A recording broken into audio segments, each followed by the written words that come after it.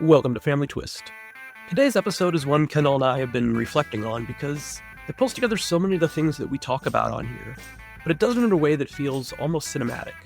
Adoption, secrets, shame, identity, and the way family history doesn't always show up as one clean story, but as fragments. A story you're told as a kid that sounds neat enough to accept until one day it isn't. Our guest is Marylee MacDonald. She's the author of a memoir that tells her adoption and reunion story in full, including the search, the fallout, and what it actually looks like to build relationships with found family over time. We'll link to Marylee's books in the show notes. Marylee has known she was adopted for as long as she can remember, like Kendall. She was given an origin story that sounded tragic but tidy. A car accident, a closed case, a version of the truth that felt complete enough to not question. And then, when Marylee was 15 and a half, she became pregnant. And in the middle of that crisis, her adoptive mother told her something that rearranged everything. Her birth mother hadn't died. She was alive. And she had been a teenage girl, just like Marylee. From there, Marylee walks us through what it felt like to grow up being told you were chosen, while also learning how fragile that idea can feel. The pressure to behave, to perform, to be grateful, to not screw up. The way adoption can still be loving and still quietly conditional at the same time. You'll also hear Marylee talk about something many adoptees recognize instantly, even if they've never had words for it. The lack of mirrors, not seeing yourself in anyone, not hearing your voice echoed back, not knowing where your temperament, your creativity, your stubbornness, your fire actually came from. Part 1 is the early chapters, the adoption, the lie, the pregnancy, the home for unwed mothers, and the moment Marylee realizes the story she was told is not the whole story.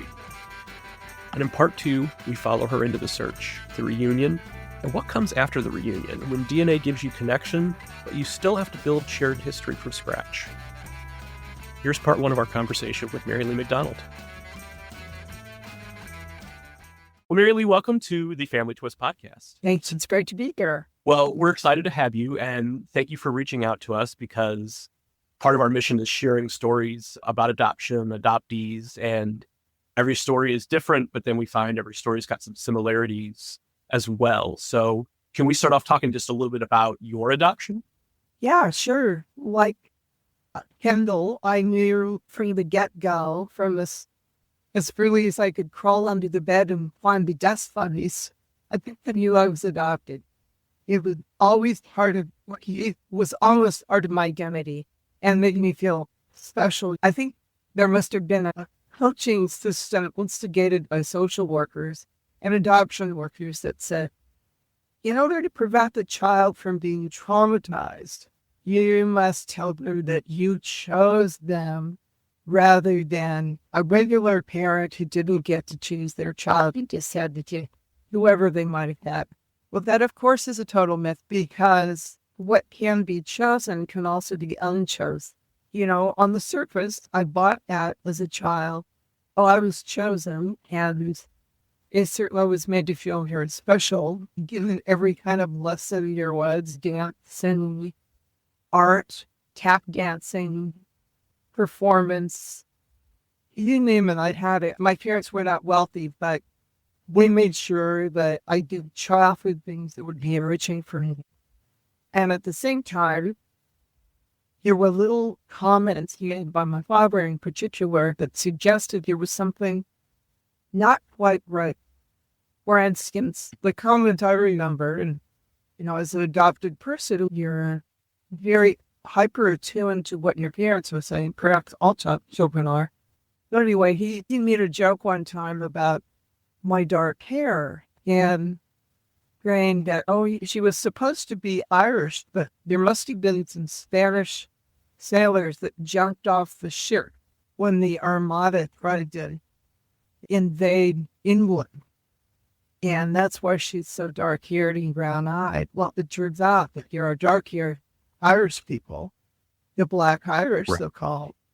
And yet for him, he was expecting somebody blonde and blue-eyed, like his version of Irish. So those comments just stuck with me. Don't ever get in a car with a stranger. And I had the feeling of, well, who would come, try to take me off the sidewalk. I was extremely cloistered as a child, not allowed to play with other kids. I don't know what that was about. Maybe there were kidnappings. And it was not the Lindbergh baby era. We were past that. Just little droplets of things that I couldn't quite make sense of. And when I was 15 and a half, I became pregnant with my high school boyfriend. And that is when I learned that my mother and father had not had children of RX, as I had been told and believed all my life growing up. Oh, your mother, she wanted to raise you, but she was killed in a car accident. And your father, too, it was very tragic, complete malarkey. It turns out that when my mother asked me if I could be pregnant, and I responded yes, she said, "You're just like your mother." Just like my mother? But you don't know anything about my mother. My mother was dead in a car crash. No, she wasn't. She was a 16-year-old girl just like you. That was almost wonderful to fucking pop on. Yeah. But I was like someone. Because I think growing up, as I looked at the thing I missed was having a mirror. There was no one around who looked like me, who had my personality. I had no other siblings, and my parents were very old, like yours. So they were as old as most people's grandparents, and had gotten me because my mother knew the adoption work of food. Showed him some society. She'd get a sorority system. So it was not a private adoption. It was through a social working agent. And anyway, the contrast between the people I grew up with and the family I eventually found was just completely stunning. And it took me a long time to figure out how to find them. But because I had hit adopt, and I didn't know anybody who had I'd never seen a pregnant woman. My mother didn't have friends who were pregnant. She obviously, at 42 when she adopted me, was not young. So I had zero practical knowledge. I never babysat. I didn't live in a neighborhood with the young children.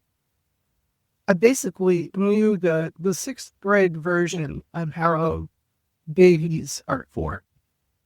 In those days, it was a black and white movie, but all the girls were taking it at one room. The boys were taking it to the other room. I just had a flashback. I was probably 5th or 6th grade, but the Boys movie was hosted by Jiminy Cricket. Oh my. really? Wow. Oh, That seems very odd. It is odd. In fact, I'm going to have to Google and find out what that was all about, because it even seemed odd at the time. So, Marylee, just to get a little bit more perspective about your adoptive parents, did they advise you how you should tell people you were adopted, or how did they introduce you and let people know that you were adopted? I think it was generally pretty well known that I was adopted. They would say, "This is Marylee, our daughter." They would say, "This is our adopted daughter." Although in inheritance, when my uncle left me some money in his will, he referred to me as his adopted niece. So therefore, he left the majority of his money to charity. And I think that was just a hedge to say, I don't really owe her anything. She's got family and she comes to claim a greater share of the inheritance. You can say no because she's just adopted. I mean, the issue of adoption often comes up when you're giving out the family jewelry. It's an adopted child and others that are not adopted.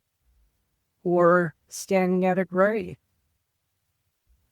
Wow, that's the time that the family bloodline seems to really bubble up. And those who are not are separated at that time into one camp or the other. So going back to what your adopted mother said, you're just like your mother. Obviously, that's the nature part of things, not the nurture part. And while you might have had those thoughts that, oh, okay, maybe I am like somebody out there, at what point did you realize that you'd been lied to pretty much your whole life? I realized that right then. Okay. Absolutely. And how did that impact you immediately? I think I really began wounding my mother for telling me in that way. For at the moment of my greatest vulnerability, she failed to love me unconditionally. My adoptive mother. And is that not what any mother is supposed to do? Love a child unconditionally. There had always been a condition. Condition was that you will be a star student. You will reflect well the family. You'll make us proud of you because I waited a long time to get you. And therefore, I want some pity back. There were moments when I felt that way about my adoptive father, not my mother so much, but my adoptive father. So and maybe it had nothing, maybe he would have been that way with a biological child. I don't know. But the pressure to be the best was very, very present, and it was positive most of the time, but boy, don't bring home a B when you're used to making straight A's because, my mother had died by the time that ever happened. And my dad, that's when he was not tolerating, a B level work, wasn't going to happen. Yeah. In my case, my mom was a school teacher. And so academic success was super important to her. And she worked with slow learners. Well, she basically had to hide books from me because she was worried that I was going to get bored in school. I wasn't going to board in school. But when I met my biological family, of course, it made sense that I would be good academically. I mean, my mom was really smart. She didn't go to college because she got pregnant at a young age and it refused to send her at UCLA, where she had been promised to be and she got married 2 years later. She was a great writer. I'm a writer. Beautiful, beautiful letter writer. My 3 sisters are all Ivy Kappas. Yeah, so there's some, don't ask me to do math, but on the verbal side, we get our background to draw. So now, before we go down the path of finding your birth family and before we go down the path of your pregnancy, can you tell us just a little bit about the circumstances of the pregnancy of your mother and what happened once it was discovered she was pregnant? Yeah, my mother was my same age, actually, 15 and a half. I have a picture of her pregnant holding a cat, and I'm the love under the cat. She was living in Southern California in Culver City, and she would go down to the beach on the weekends with friends, take the streetcar down there. And she met a guy who was 19, and he was not in the army, so probably a lot of guys were still serving overseas. I was born in 1945, just at the tail end of the war. My father she told my sisters that pregnancy with him was the result of date rape, but I don't know that it was because he gave her a necklace that she kept all her life and gave to me.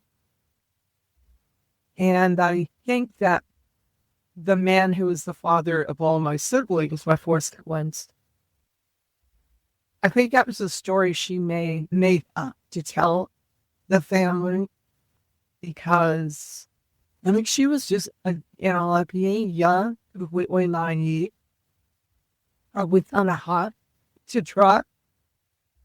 Yeah. But I think it was more consensual because she actually had the necklace and a couple of other things that she kept from him. And when I talked to him, he said, "Oh, yes, I remember her very well." We were very much in love. But of my siblings on that side, one of my sisters on that part of the family said, well, there were probably hundreds of you out there because he was a serial monogamist, married 4 times, but, had multiple flames. And on that side of the family, his brother, my half-brother, died in San Quentin after having stalked and killed his wife in broad daylight.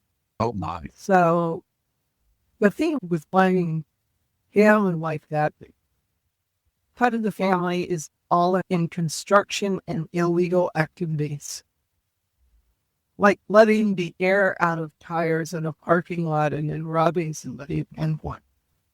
Okay. So when I put all those pieces together, it's the pieces of the hustle. And that feels right to me too. There's a certain aspect of impulsivity that I own up to. I can be pretty impulsive. I have a very bad temper. You would never guess it because I'm not a bad mood right now. I worked construction for about 30 years. I was a contractor, which is unusual for a woman to do that. But Yeah. I felt that I had innate ability, and I had started building things when I was a kid, building forts. I had this 2-story fort in my backyard. It was built on a great harbor. There was some ability that was coming through that genetic tree as well. Yeah. More of the nature coming through. Yes, more nature coming through. So it sounds like the revelation that you were pregnant instantly changed the relationship with your adoptive mother. What about your adoptive father? My adoptive father was actually, is that karma? Is there such a thing as karma where when I found out about my birth father, he was kind of a scallywag, I guess you would say.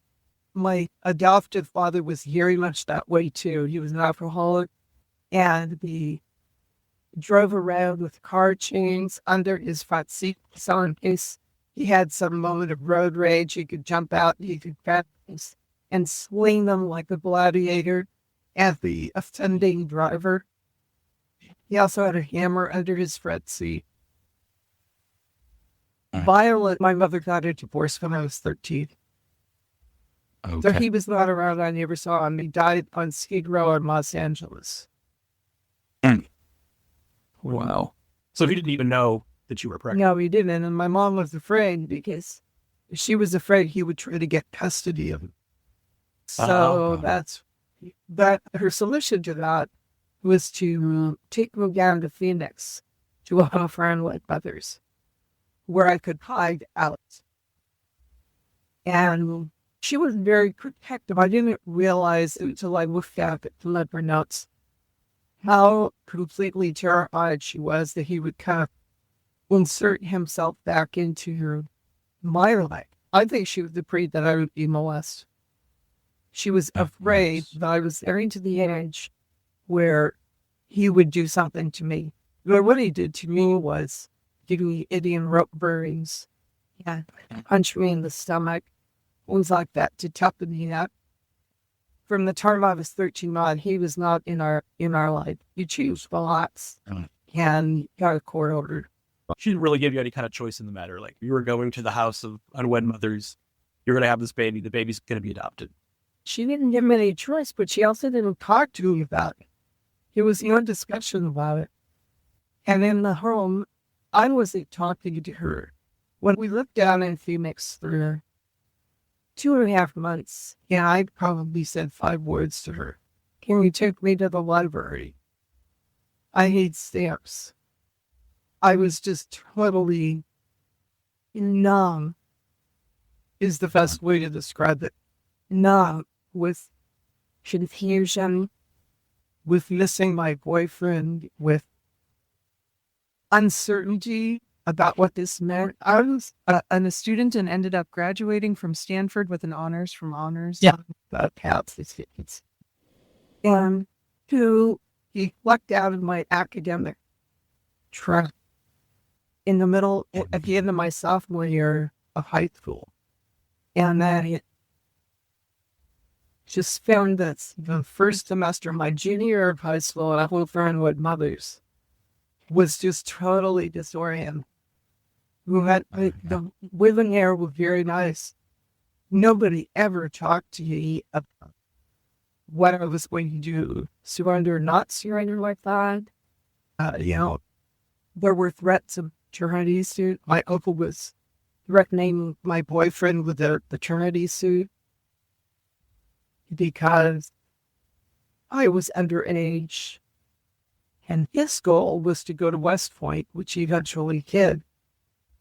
And then that would have put the kibosh on his academic path forward, his ambition. So, this is the very early 60s. So clearly no way to do a DNA test or anything like that. At what point did you start thinking about, well, now at least I know that my parents were killed in a car crash. How do I find them? Yeah. Well, when I went in the home for unborn mothers, I was just thinking about surviving. I've been in search for my mom until after my adoptive mother died. And I think that's fairly common because of the feeling of disloyalty. I had a strong feeling that I had ruined my mother's life again.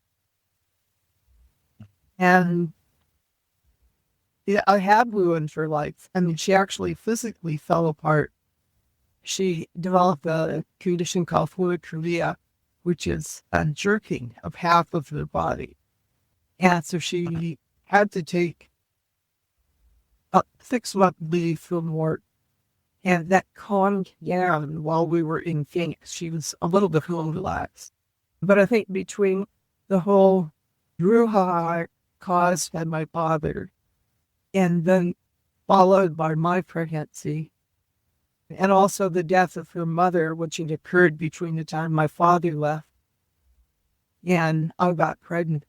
Her mother, who lived with us, my very, very amazing and stalwart grandmother, passed away quite suddenly. And it was actually at this moment that I came back from the hospital one night after having stayed in San Francisco with my mom, grandmother, who was recovering from surgery.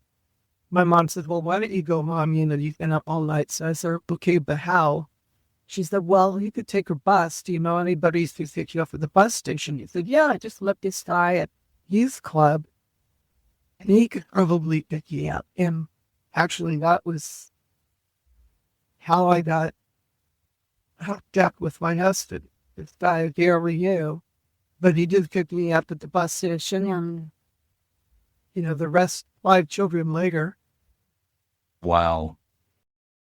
That was part 1 of our conversation with Marylee MacDonald. And if you want to spend more time with her story beyond what we can fit into a podcast episode, Marylee has written a memoir about her adoption and found family journey, and we'll include all that information in the show notes. I want to pause on something she said that I think a lot of our listeners will feel in their bones. The idea of being told you were chosen, and how quickly that can turn into pressure. To earn your place, to be perfect, to be careful, to not disappoint. Marylee's story is also a reminder that adoption secrets aren't just paperwork or backstory. They shape childhood, they shape trust, they shape how safe you feel inside your own family. And when the truth finally shows up, it rarely arrives gently. In part 1, we were still in the early layers, the adoption, the clues that don't quite line up, the lie about her birth mother, the pregnancy at 15, and the feeling of being carried through a life-changing experience without anyone really stopping to ask what she wanted or needed. Part 2 is where the search begins, and it's not a modern click-a-button searching. It's old school, microfilm, legal notices buried in the property section of the newspaper, phone calls where you have no idea who will answer, or how they'll respond, or whether the line will go dead. And when she does find them, you hear something so many adoptees describe. That moment where the world tilts back into place. The voice, the resemblance, the mirror. Part 2 goes live next week, and I don't think you want to miss it. If you want to support the show, the best thing you can do is share this episode with someone who understands that family secrets aren't just gossip. They're legacy, their identity, they're real. Thanks for listening. And remember, family secrets are the ultimate plot twist. The Family Twist podcast is presented by Savoir Faire Marketing Communications and produced by How the Cow Ate the Cabbage, LLC.